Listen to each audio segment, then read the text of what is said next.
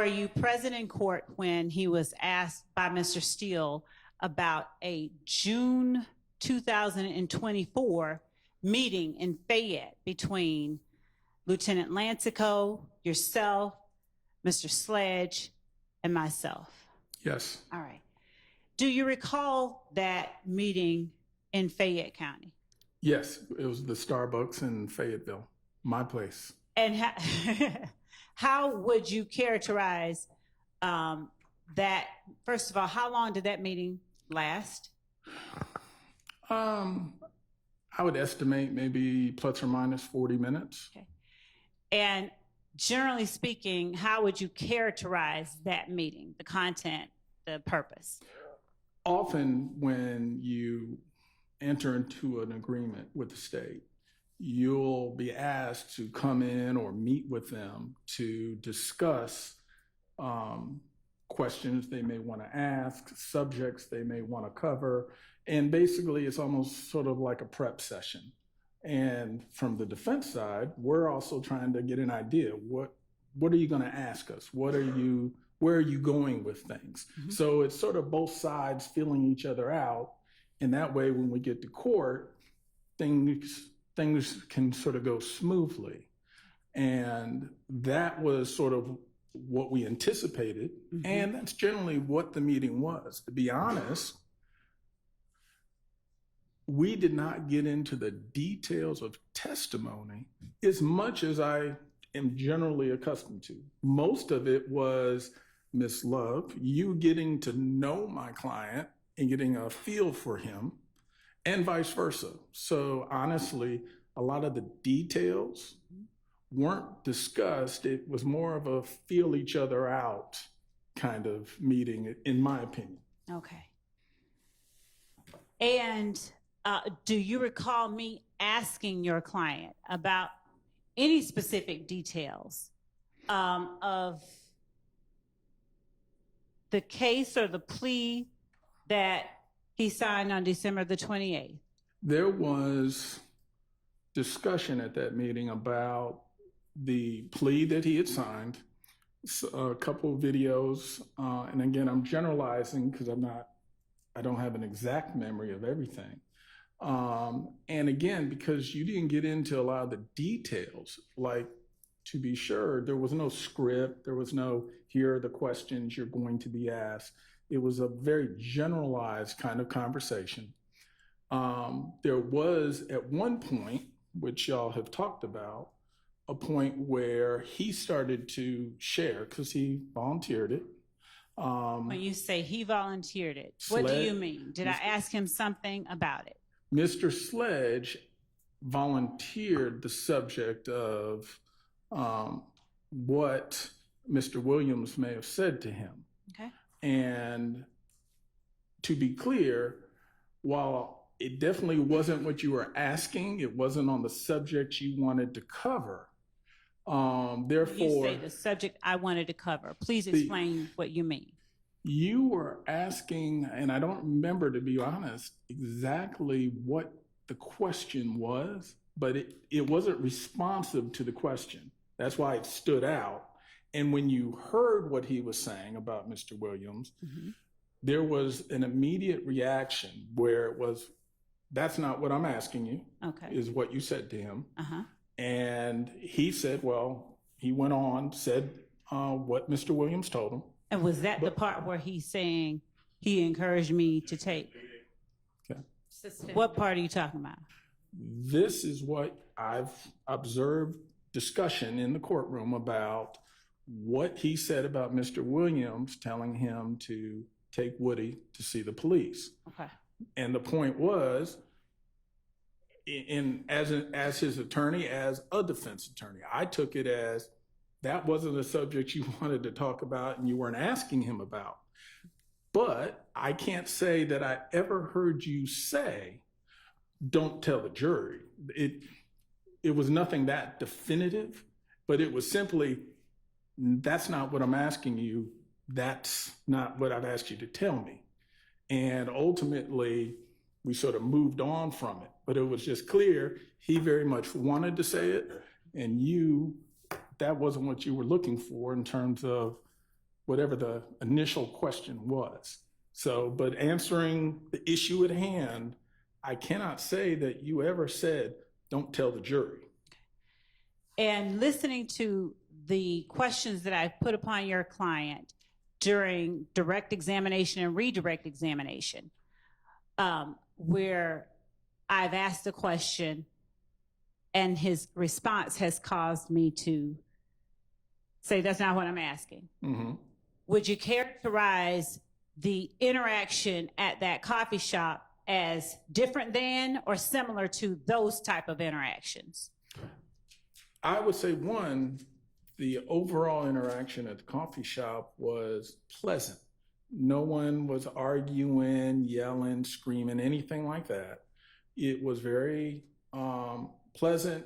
You'd ask a question, he'd provide an answer. And then even when we got to that, it still wasn't combative. It was simply, that wasn't what I asked you, or what I'll ask you. It was, again, that just wasn't a subject you were going to be asking him about. So it sort of came and went. And when you say that's not or wasn't a subject I was going to be asking him about, is it your testimony that my response had to do with the question? Your Honor, I'm not. Honestly, he's a lawyer. He's going to be able to handle it. I'll give you a little leeway. Thank you. When you tell the jury that I said, that's not what I'm asking you, mm-hmm. Was your understanding that that's not what I'm asking you related to the question that I had just asked that he seemed to have not been responding to? It was to the question. That is, that was not the subject matter or topic you were asking a question to. Again, I did not hear it. And again, maybe I'm biased because this is what I do, but I did not hear it as an instruction to say, don't you tell the jury this, or I want you to only tell them about that. It was, that's not what I'm asking you right now. I'm not going to ask you about that. As in, so I did hear that extra part, but again, it just reinforced the idea that you weren't instructing him to limit his testimony in any way. It was just clear that wasn't a subject you planned on going into. Mm-hmm. So as a defense attorney, of course, yeah, my bell rang and I said, that's a hot topic, but it wasn't any ethical issue because I didn't hear you in any way try to discourage him or instruct him not to convey that information if asked. Okay. Now, were you present or were you asked by anyone else whether that was something that had been said? Well, I wasn't asked, but I will say I am defense bar through and through for almost 30 years. Just as I, in this situation, sort of call balls and strikes. I'm not on one side or the other. And when one side has contact with me, I'll reach out and have contact with the other side to make sure both sides are getting information. Mm-hmm. And I did reach out and contact Mr. Steele, I believe, or it may have been Max, to say, hey, we did sit down, we had a meeting.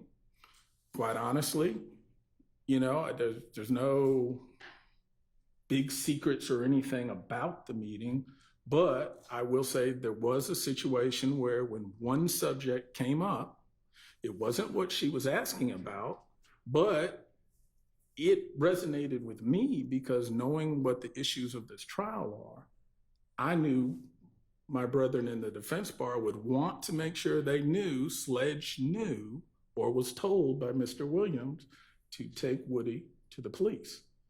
Now, I imagine they may already know it, but they may not have known that Sledge had that information. So just as the state was aware of it, I wanted to make sure the defense is aware of it. And I've also made him available so that if they wanted to question him, he could also be questioned by them. In other words, fair to both sides. And were you present when Mr. Sledge was in communication via Zoom or some other way Absolutely. with Defendant Williams' attorney?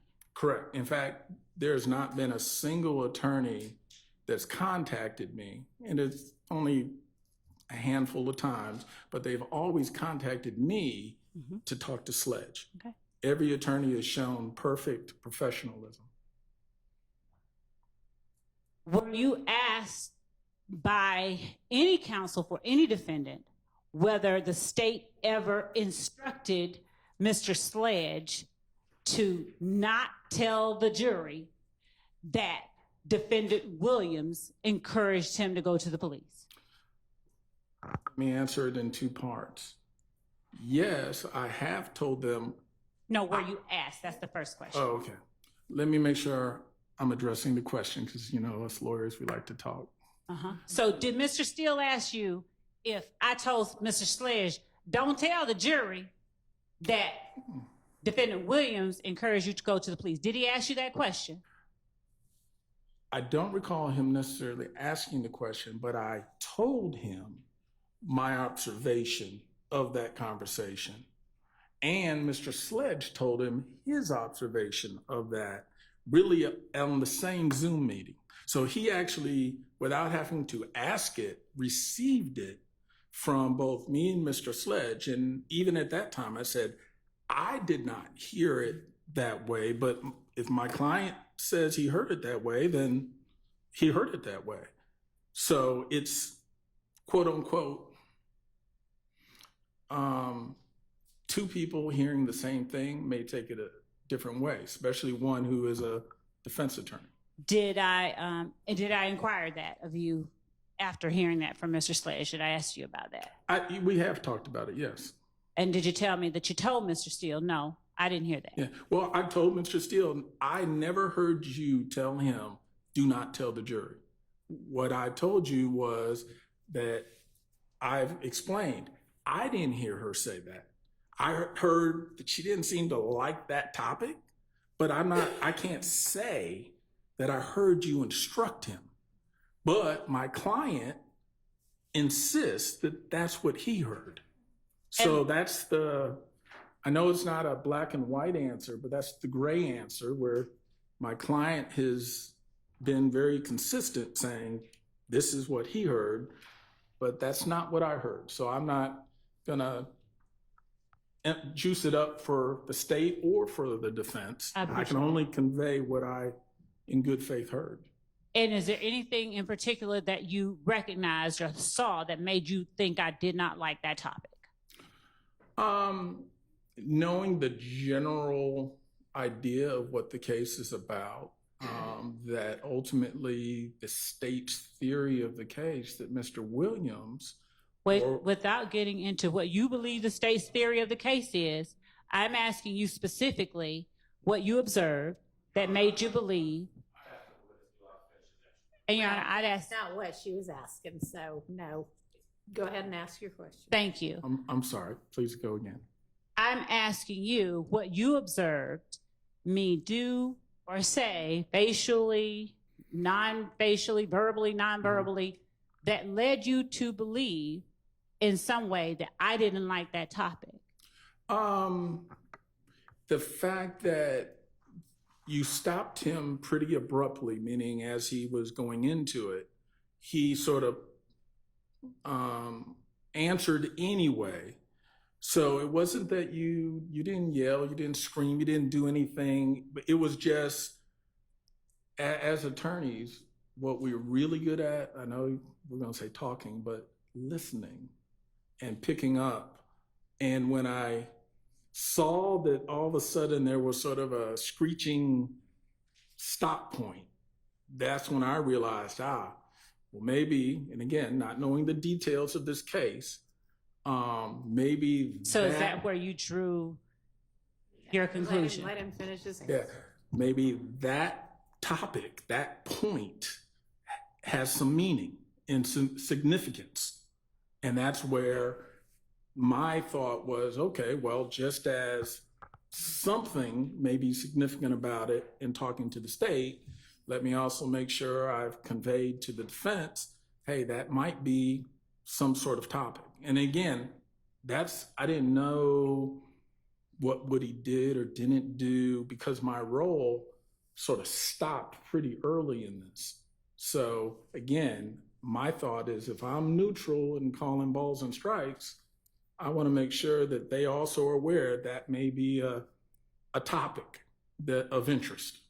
And but nothing about your body language or your mannerisms